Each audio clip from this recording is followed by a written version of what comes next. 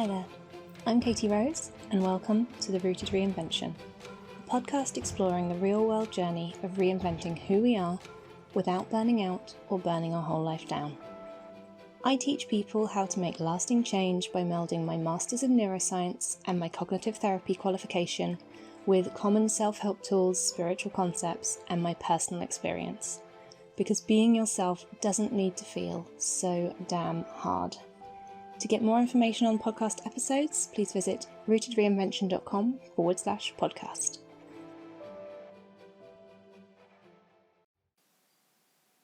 Happy Tuesday. I hope your day is going well so far.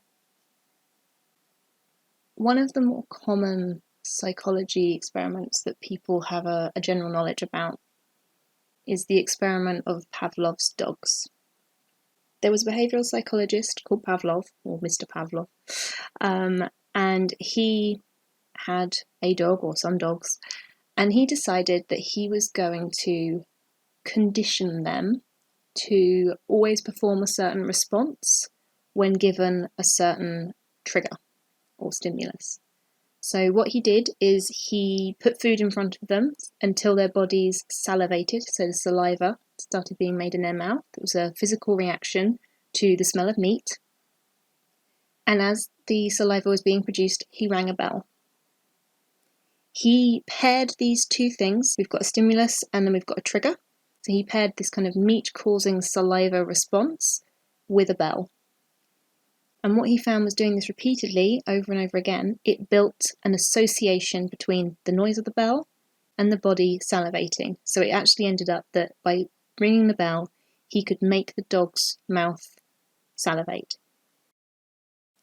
This is something that we call classical conditioning, and it is just where you pair two things together till there is a really strong association between one and the other.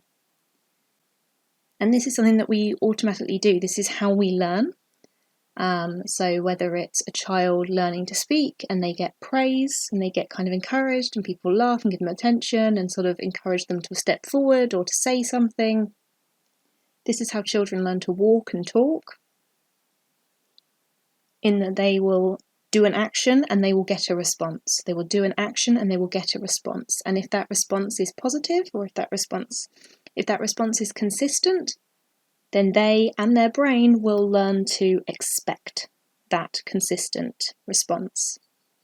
Now, when I think about this experiment, two different points come to mind. The first of which is that this is actually how trauma becomes part of our bodily response. In that if we have a particularly strong, particularly emotive, or a consistent stimulus, we will then, whenever we are triggered by that, by the smell of it, by the sound of it, by recalling it, by a nightmare, by a sensation, whatever it can be, some of these things can even be subconscious or unconscious for some people, then the response will come out. And this is essentially how I understand trauma. And one of the things we do, certainly in the UK with trauma, is we kind of wait until the trauma is over and we kind of get that person out of that situation before we treat the symptoms of it. And I actually saw an interview, which I will link in the show notes, with Dr. James Gordon, who spoke about treating trauma while it's happening, because actually what we do is we minimize the amount of kind of conditioning that is happening. We kind of break that conditioning before it becomes entrenched. So if someone had rung the bell multiple times and there wasn't food present near the beginning of that experiment, it would have perhaps stopped those dogs from learning that particular response. And actually, this is so helpful for us to think about in terms of our own health and well-being, that if we have a habit, if we have something that we're kind of conditioned to do, if we have an addiction to something, although there are chemical parts that might need additional support, although there are lots of different factors, knowing that it's a cycle that perhaps could be broken in certain places is just a really helpful thing to think about. So if you notice yourself getting into a rut, if you're struggling with a particular bad habit, then just being aware that actually the best time to think about stepping out of that is now, before that conditioning gets any deeper. moving on from that deeper topic, the other side of things is that this particular association, this is the way our body and brain naturally respond to things, and that means we can also use it. And one of the biggest tools that I use is something called anchoring. Now, this comes from Neurolinguistic Programming, or NLP, which essentially is about neuro, so kind of the brain, and linguistic, language, the words we use, the stories we tell ourselves, and how the two together can program our behaviour and our thoughts and our feelings. And anchoring is where you essentially you deliberately, consciously create a classical conditioning between something, a particular stimulus or trigger that you can then call upon whenever you need to, and a positive experience or feeling or thought. So there are two examples that I use of this. One is my own and one is one that I read about. So I started meditating around 2001, and it would just be me sat on my bed at the end of the day, and going from books and what TV was available in 2001, my understanding of meditation was that you sat cross-legged and that you put your hands palm up on each knee, and then you would bring together your thumb and either one or two of your fingers to make an O, and then leave the other 2 or 3 fingers loose, just open, like palms up. I now know this sort of symbol, this kind of act of doing this meditation, it's called a mudra, and it's just a particular position that you use in order to help focus on that meditation. But back then I didn't know all of the language and the sort of why I was doing it. I just knew that it seemed to be what people did, so I did it. And because I started this in 2001, 2002, and I continued this until around 2007, 2008, on a pretty regular basis, at least multiple times a week throughout that time period, I essentially created an anchor for myself. So even now, in 2021, if I bring my thumb and my first 2 fingers together, and I rest the back of my hand on anything, to be honest, on the table, on the steering wheel, if I'm not driving, if I'm parked, just to add the caveat quick, or on my lap, on the arm of the sofa, I instantly feel a sense of kind of tingling around my thumb and my fingertips. And it's almost like my shoulder instantly drops itself a little bit, only by millimeters. But any tension I'm holding, my body starts to relax.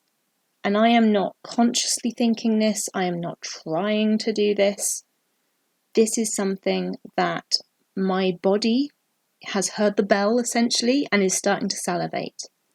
This is where I have done a particular thing, and my body has like a muscle memory, kind of like when people play video games and they get that muscle memory where their thumb just knows which button is jump. This is exactly what my body is doing, is, this is my relax button, as it were. And it doesn't work quite as well as it used to because I am out of practice. And it doesn't work quite as well as it used to because over time that conditioning does fade if you don't keep it up. So again, I started teaching meditation in 2009 through to 2012. And then very sporadically do I find that I actually meditate for more than a couple of minutes. And therefore I have found that the anchor itself is starting to weaken.